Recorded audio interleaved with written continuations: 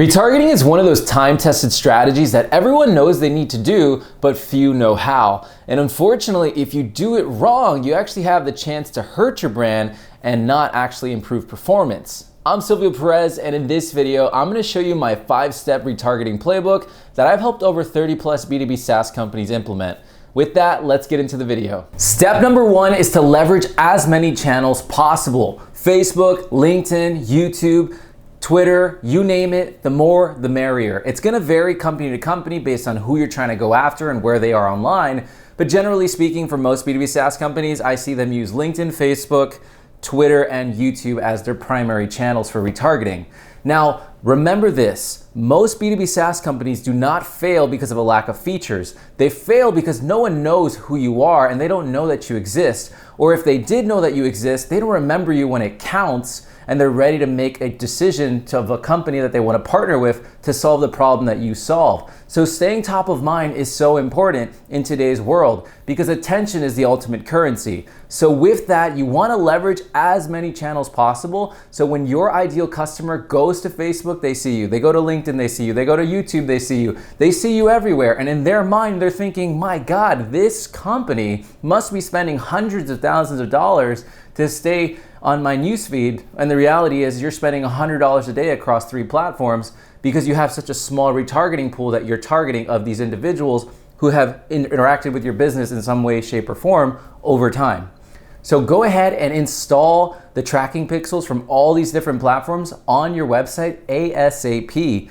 Make a free ad account, doesn't cost you anything. Install the tracking pixel so that way, even if you're not planning on running any retargeting campaigns anytime soon, you have that audience building in the background. So when the time comes, you're ready to deploy against it. Now, one big disclaimer I want to make is you can rub people the wrong way and you can overdo things, right? Anything in excess is bad. So you really want to make sure that you're keeping an eye on frequency and you're monitoring ad fatigue. If you want a whole crash course on how to overcome ad fatigue for good, then go ahead and check out this video that I made right here. Step number 2 is to split your budget 50-50. 50% content, 50% direct response. Now, most B2B companies, when they retarget, it's 100% direct response. And this is when all you're doing is you're asking people to do something with your ads.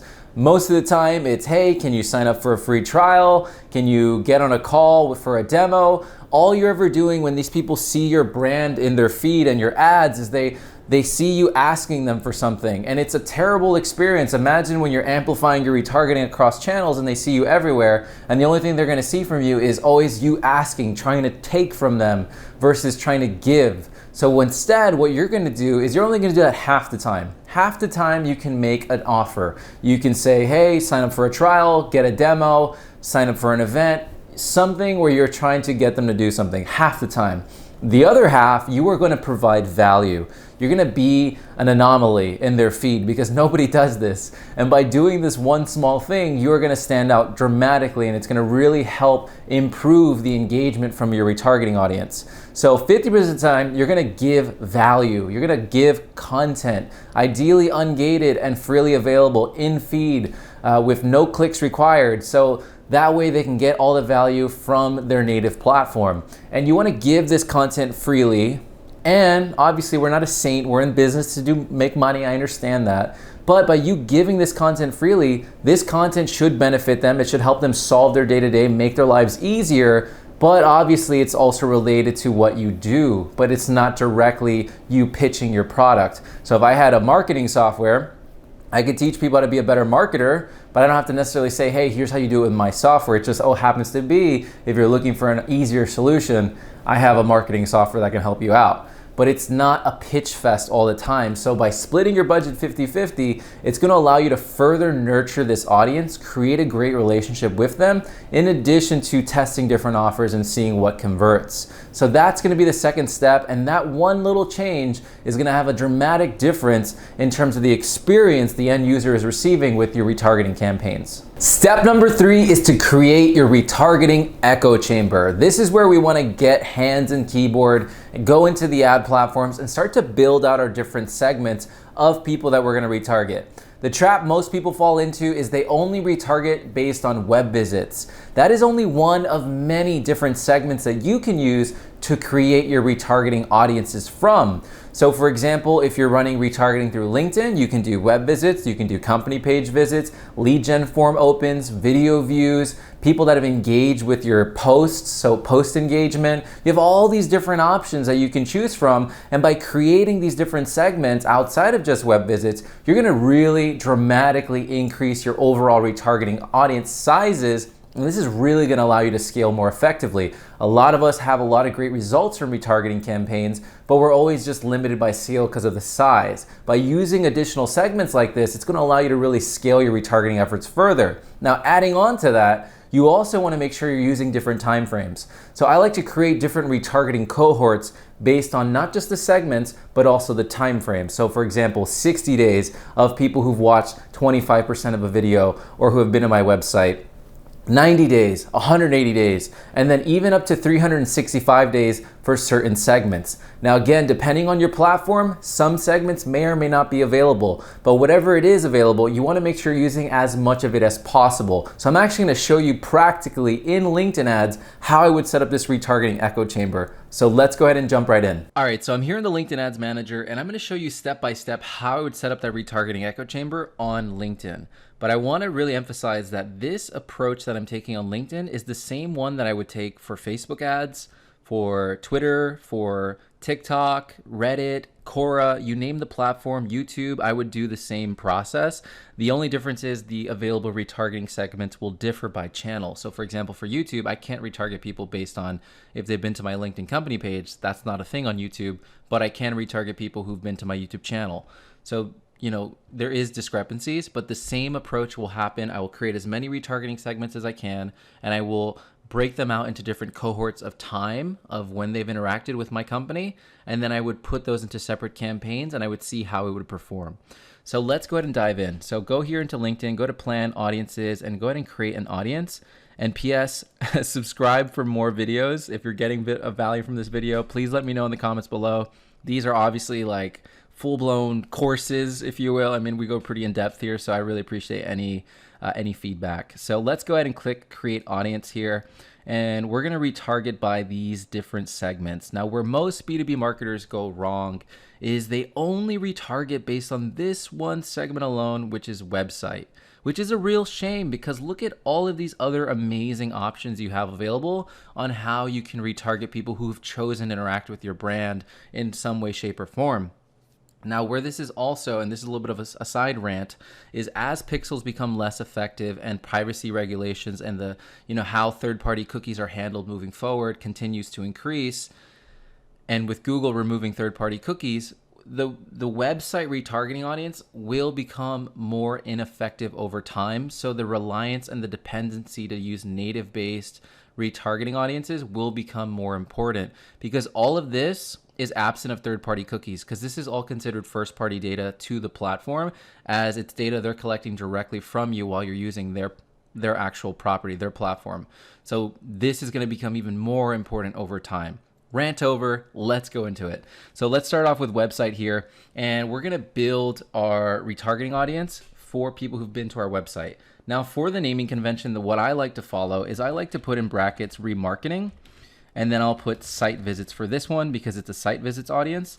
And then in parentheses, I will put the time frame. So and 90D for 90 days. I like to put remarketing like this in all of my remarketing audiences because then I can just search remarketing and I can find all of my different retargeting segments in one easy view. And it just makes my life really easy when I have to select them into my campaign in the future. So I recommend you do the same, but use what works for you. So from here, we're gonna have to go ahead and enter in our URL. I recommend that you just put in your root URL so you capture everyone because we want to get everybody that's been to our website. If you want to clean up your retargeting pool, leverage exclusion audiences for that. You can create separate ones here for the purpose of exclusion, but for the sake of building our retargeting echo chamber, we want to get as many people as we can that have interacted with our brand across all these different options. So I'm going to just go ahead and put adconversion.com here as an example, and I would repeat this process. I would save this, and then I would repeat this process across all these different cohorts of time. If you're a new startup, you just created a LinkedIn ads account for the first time yesterday, then you starting with 30 days, 60 days probably doesn't make sense. You should probably start with like 90, 180, 365 for certain segments because you're just not going to have enough data to make the shorter time frames worthwhile. So that's just a side note. So from here, we're going to repeat this process. So we have 90 days. Now let's do 180. I would save it. I would reopen this. It does take manual work up front, but it will pay dividends later on. And then I would put 180 days. I would save this. And again, I would just repeat this process, 60 days, and then I would save it. You know, you get the point. So then moving on, once I have all those website segments set up with the different cohorts of time, I would go create audience and I would move up the list. Now I'd go to video and I would go here and I would put remarketing. And I would put, in this case, it's going to be 25% video views. And then I would put the cohort of time, so 90 days. So with the video views audience, you have the ability to retarget people based on the percentage completion of your videos. I recommend that you just start with 25% video views. And if you have a massive video completion audience, so this really comes down to the maturity of your account and how often you've been promoting videos, then it could make sense to go further. So like 50%, for example, and then 75%. But for most companies that I've worked with, just starting with 25% and just using 25% is a good starting point. And then again, you can increase over time, but it's not a big deal in my experience. So from here, I would do 25%, and then I would do 90 days, and then I would do the same thing, recreate it, 180 days, right? And then so on and so forth, and just recreate this process. Now, as far as actually choosing the campaigns to include to this audience, just sort by views here. And then you can select, if memory serves me right, you can select the 200 campaigns, active and paused, for this audience. Now, check this out. This is where this audience gets really fun. In this account that I'm using right now, I have the information blurred because this is an actual client account of mine. And I want to show you how insane this can be for certain companies. This client of mine, this is a 180-day audience. I already have 112,000 people based on 10 campaigns, and I can select up to 200. So, you know, you can only imagine how large this can get. And that's 112,000 for people who've watched 25% of my video in the last 180 days. So these are people that in some way, shape, or form, they have interacted with my brand. So they're no longer a complete stranger, right? What a great starting point. When have you ever seen 112,000 as a retargeting audience, right? And that's just because I selected 10 campaigns. Imagine if I selected the 200. That can go as high as 700,000. So really, I cannot emphasize enough how amazing this is going to be at increasing your retargeting audience size to really allow you to scale retargeting. Whenever I audit client accounts and I see that they're only retargeting based on like web visits alone, I get happy because I know I'm about to blow the roof off on performance for them by just setting up these different segments and scaling their retargeting efforts further. So I'm going to go ahead and replicate this process, and then I would go as far back to 365 days.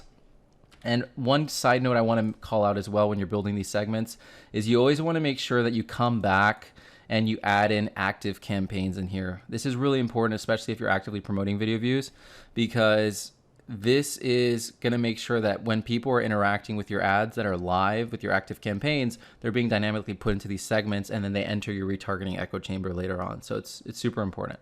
So that's it. We're going to go ahead and replicate that process, move on to single image. Now we can retarget people based on any interactions with our ad.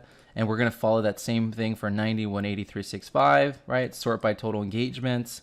And then, we're going to follow that again for lead gen forms. We'll do it based on opens, follow that same process. And then we'll do event. If this makes sense, if you've actually ran any events, you can actually retarget people who've RSVP'd for those events in the past, which is great. And you can follow that same process. And then finally, company page. Anybody that's been to your company page, you can see for this client of mine, of course I have to have it blurred, but you can see in the past 90 days they've had 43,000 unique visitors. If I go to 365 days, that's already 176,000. So imagine what's going to happen when I group all these retargeting segments together. And that's actually a good call out. When we group these retargeting segments together, you want it to be an or. You don't want to be so specific where it's like they must have been to your web page and company page and watched 25% video views. That's going to kill you. You just want it to be one massive group, but it's an or within the group. So they could have gone to your company page or they could have gone to your website, and then it's just all grouped together based on that cohort of time. So all your 365-day segments would be together in one campaign. All your 180-day segments would be together in one campaign. all your 60-day segments in one campaign, so on and so forth. And you would break it out based on content versus direct response. So one campaign could be 60 days, content, and then it's all your retargeting segments for the past 60 days. And because you have a larger audience size now, you can layer additional things as well, like job function, seniority, member skills, whatever makes sense. Sometimes you can even layer in an account list if your audience size is large enough. So this is where creating this echo chamber gives you a lot more flexibility. So highly recommend that you give this a shot. And if you have any additional questions, drop them in the comments down below, and I will try my best to get back to you. Hey, I hope you're finding this video valuable so far. I just wanted to say, if you wanted more content around B2B advertising, then go ahead and check out adconversion.com and sign up to the newsletter, where you're gonna get sent 2 to 3 actionable tips every single week around B2B advertising. Over 1,000 plus B2B marketers have already joined, and I would absolutely love to have you there. With that, let's get back into the video. Step number 4 is to further retarget based on action. You never want to assume you know what people want. I've made this mistake more times than I can count, and a lot of people make this mistake as well, where we assume we know what our audience is going to want and want to engage with, and then we set up these insanely complicated retargeting processes where it's like, if somebody interacted with this piece of content, now they get retargeted with this piece of content, and then if they interact with that piece of content, they get put with this piece of content, and it just kills your audience size. And then the second biggest flaw is you're assuming the person wanted that first piece of content to begin with, and then you're also assuming they want the second piece of content, and then the third piece of content, and you're assuming it's this like linear path, and that you just know your audience so well that you're gonna be, 3 for 3 in terms of the content they're gonna interact with. It's not the real world, and it's just not practical, and it's not necessary, to be honest with you. So a much simpler way is just to retarget based on action, meaning show people everything. Again, going back to step 2. We're gonna, or what is it, 2, 3? I can't remember anymore. What are we on, step 4? So going back to step 2, you're gonna be showing 50% content, 50% offers. You're not gonna discriminate based on audience. You're gonna show them everything and let them decide what is relevant and what is interesting for them. So if that person sees your ad talking about signing up for a free trial, they click on the ad, they go to your free trial landing page, they're checking it out, but then they didn't sign up, now you're gonna further retarget them because they took that action, and it's no longer an assumption because they decided to interact with the free trial for whatever reason. So with that, now you can actually create retargeting segments targeting people who've been to your free trial page and then trying to get them back. And then for the creative here, this is where you're gonna use creative that reinforces that action. So this is gonna be creative such as social proof. This is gonna be creative such as specific use cases of like what that free trial can help do for them, jobs to be done, if you will. It's gonna be specific to that free trial. It's gonna be specific to getting them to get off their butt, go to the ad, and sign up for the free trial. So this is where we will further retarget based on action, and it's gonna be a lot more pragmatic for you. And it's also not gonna kill your audience size if you did it in that other way where you're trying to assume what everybody wants. It just doesn't work, and it's honestly just not worth it in my experience. So with that, that is step number 4 to further retarget based on action. Step number 5 is to refresh your creative monthly. Because this is retargeting, you're gonna rack up a high frequency fast. Now, if you're not careful, these people are gonna get fatigued. And even worse, if it gets out of hand, they're gonna start to really get annoyed. And if they get annoyed, they're gonna leave some nasty comments, and they're gonna really get a bad feeling about your brand, and you don't want that. So if you actually wanna learn more about ad fatigue, how to monitor it, how to overcome it for good, then check out this video here. Now, with that being said, just because you have one offer, let's say a demo request, you can repurpose your creative and you can say the same thing in different ways, so that way it looks new to the receiver in your retargeting audience. So for example, if you always have been doing single image ads, refresh that creative and try a carousel or try a video, try a new type of concept, package that offer, that message in a new way so it's a new experience to the receiver. Versus what you want to avoid is you have the one variation of demo creative and it's the same one they've been seeing for the past 6 months, and you're still showing it to them and it looks exactly the same and they've never interacted with it. Like, that's awful. That's a terrible experience. That's what we want to avoid. So you want to be introducing new types of creative every single month as a best practice to stay ahead of ad fatigue and to really create an amazing experience in this retargeting echo chamber. The same is true with your content. You can repurpose your content in different ways. You can take content that you put 3-6 months ago, you can put it back now,